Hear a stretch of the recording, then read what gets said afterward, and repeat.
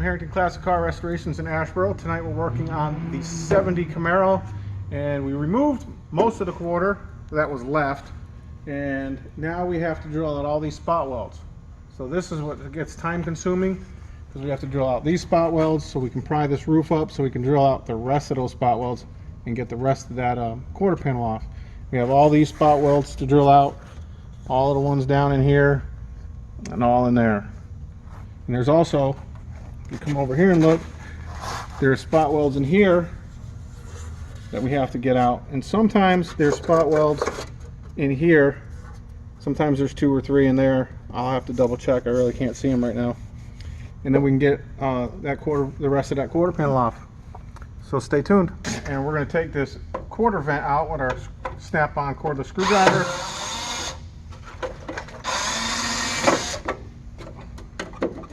One screw, and then it slides up just like that, and then we're going to use our Torx bit so we can get this striker out. That simple.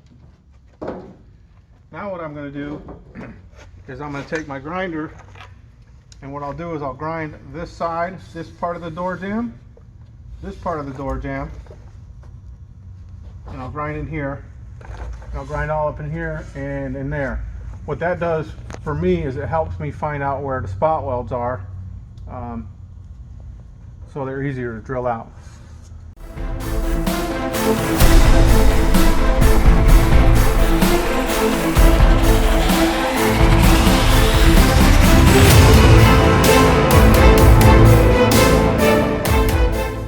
We did get the quarter panels off. We do have to do some fine tuning and get the rest of the quarter panels off, and we're waiting for this piece, we're waiting for these pieces, the trunk drop downs and the outer wheel tub. I would have liked to have gotten the tail pan off and the trunk floor off, but because I don't have these trunk drop downs yet, I will not take this stuff off. Always make sure you have your parts before you take anything off, just in case they're on back order or they're the wrong ones. Now you're held up anyway, so make sure you always have your parts. Also, if you look at this piece was sectioned in, and this is how much body filler was in it to make that piece. So it's a good thing we got a new tail pan for this, because that would not be good. So stay tuned for more on this one. This is what happens when the car was not fixed correctly originally. You have a really bad spot over here where, because this car was hit and it was sectioned.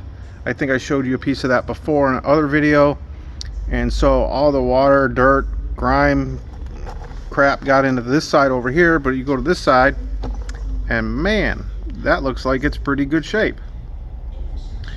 So the question is what I'm now going to talk to the customer about is whether he wants me to save that inner tail pan piece or get a new one, or I'm going to have to somehow repair this one, because it is missing a piece from here to the quarter or the trunk drop down. It's missing this piece here to the trunk drop down and the quarter panel welds to that also. So I got to see if he wants me to either save this piece or get rid of it. Stay tuned. Kevin here from Harrington Classic Car Restorations in Asheboro, North Carolina. Just a quick update on the 70 Camaro. I know when you start working on a car, it gets pretty scary when you see your car being ripped apart. This is kind of what it looks like right now. Now for most people that's pretty scary, especially when this rail here needs to come out still also, and I got to do some trimming, and eventually that wheel tub's going to come out. And there's this piece up here that needs to come out. But we're going to get the rail in, the trunk floor in, and the trunk drop downs in first. So you'll see it come together pretty quick once all that stuff is trimmed out and that rail's on. So we'll screw the rail in. I'll kind of go over that a little bit in the video and what I do and how I do it there. Some people use Clecos, some people screw it on. I tend to screw them on. I like it better that way. So stay tuned for a little bit more on this one. Okay, we got the rest of that quarter panel off, we got the tail pan off, the trunk floor out, and we got that rail off today. We got a little bit more to drill some spot welds out up in there. We're gonna drill this piece of the rail out also from in there, and then we can start fitting the new rail. We also have to finish cutting that part of the trunk floor out, and we have to drill the spot welds out of here because we're keeping this rail, and we got to get the trunk floor off of that wheel tub. So that project will be next, and then we'll move on to the outside of the car. Just finished cutting out the rest of the frame rail, and as you can see, because the car was in an accident, it is bent up in here. So when I continue taking this floor out, I'm gonna have to straighten this piece here just to try and get that rail in, because right now this piece here up on the top is actually moved over to where the rail won't go in, and the rail is actually hitting on this piece here, and you can see that this here is bent also, so that needs to get moved over a lot, and it's bent right here too.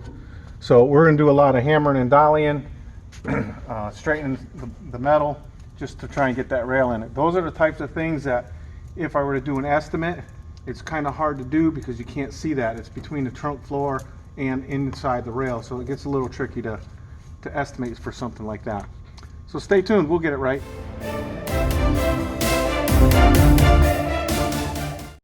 What we're doing here is we're actually drilling the spot welds out from the wheel tub and the trunk drop down.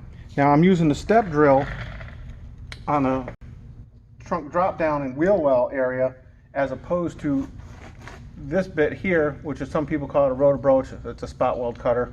And the reason I'm doing that here on this side is because it's easier for me to weld from the wheel tub out than it would be from the trunk drop down in. So that's why I can drill all the way through this here this way, like this.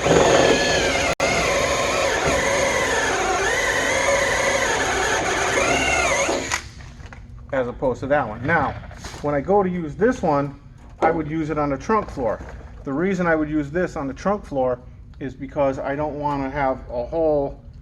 I don't want to have to weld from the bottom up. I'd rather weld from the trunk floor on the top down. It makes for a better weld. So stay tuned on this one. We got the rest, most of the trunk floor out.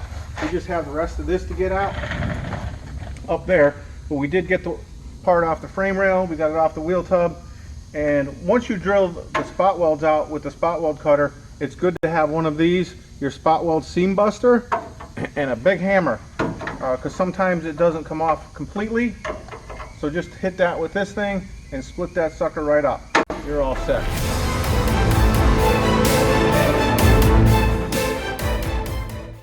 We have the trunk lid pretty much fit. Trunk drop downs, tail pan, and there's an new inner piece in there from AMD also. So we got a lot of the stuff fit in here. And I'll give you a closer view of what needs to be done in a second. As you can see, we have to patch that wheel tub there. We're getting a new wheel tub out here, and we're going to screw the rest of that floor in to get it tighter to the frame. And also we're just going to screw this in because those things fit perfectly there thanks to an AMD tail pan. Everything fits really well. This wheel tub here is remaining, so we will end up pour 15ing that. The only issue that we're having right now is this frame rail. Seeing as the car was hit, this frame rail needs to be straightened up a little bit and jacked up into place because I have quite a big space back there. I don't know if you can see it through the video, but there's a pretty big space there to make sure the tail pan is level. Again, this car was hitting the tail end of it, so it pushed everything up on the driver's side and in towards the front of the car. So we're adjusting things in that area right there. Working on the 70 Camaro, we're taking the excess metal off of the door jambs and this wheel tub over here. And we started with an 1/8 inch drill bit. That gives us our guide hole for our center punch here, and then we're using a rotor broach. Now I'm using a bigger size rotor broach or spot weld cutter because if you kind of look over here, On this side, you'll see that the hole's kind of small there. But when I use the rotor broach, sometimes you miss where the spot weld is. So if I use a bigger spot weld cutter, it'll actually get the hole weld. And I use it on one. I don't go that fast, because if you go too fast, you could break the bit or just heat it up too much. I go relatively slow. I got my drill on one, and you start to feel it grab, and you know you're almost through.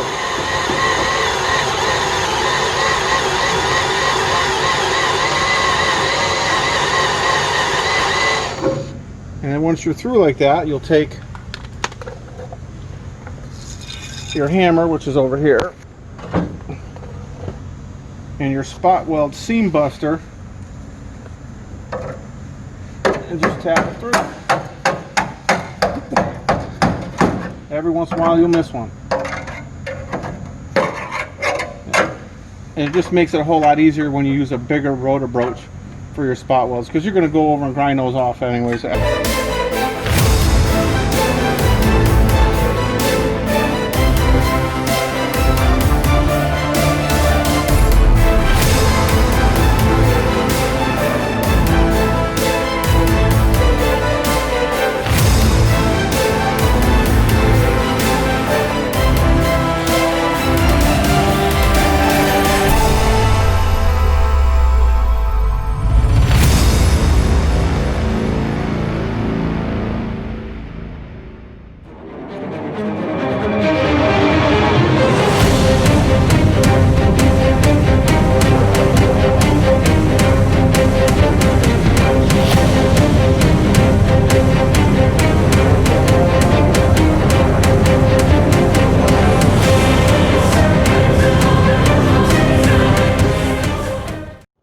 All those parts from Automatic Direct fit, looking pretty good. It's all screwed in. Couple clamps. Look at this gap. Look at those body lines. Look how nice that is. Look at that body line. Look at that body line. That's how nice those parts fit. It's all screwed in, clamped on.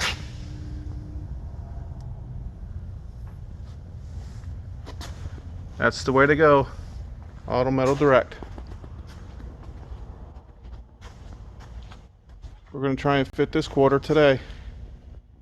Stay tuned.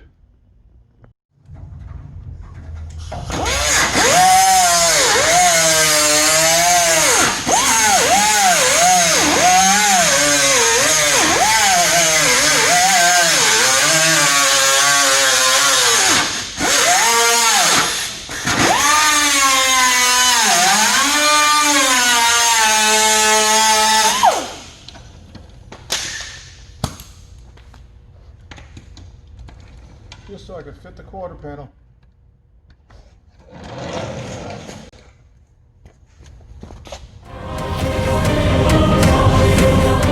We did get the trunk lid, the quarter panel on both sides, both quarters fit. We do have to adjust the gaps a little bit on this side. This quarter panel needs to go in just a little bit more. This side's looking pretty good. It's a little wide down here, but we can fix that pretty easy. But as you saw in an earlier video today, we had the gaps on this side looking really good. The other side's a little bit tight, but we can fix that no problem. Okay, we got this fit, we got the striker in. Let's see what that looks like. Look at that.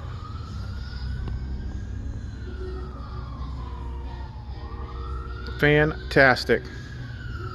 We had to do a lot of pulling and pushing and bending and hammering and dollying to get that piece right there, that rail, in the place where it needed to be. We got nice measurements all the way around, and we even have a beautiful door gap. The other day it was touching, and it locked. Look at that thing close, nice and sweet. So we got that all screwed in. We even got better gaps in the quarter panels to the trunk lid. So this one's coming together really quick, really fast. I'm going to drill some spot welds in there so we can start welding that trunk floor in.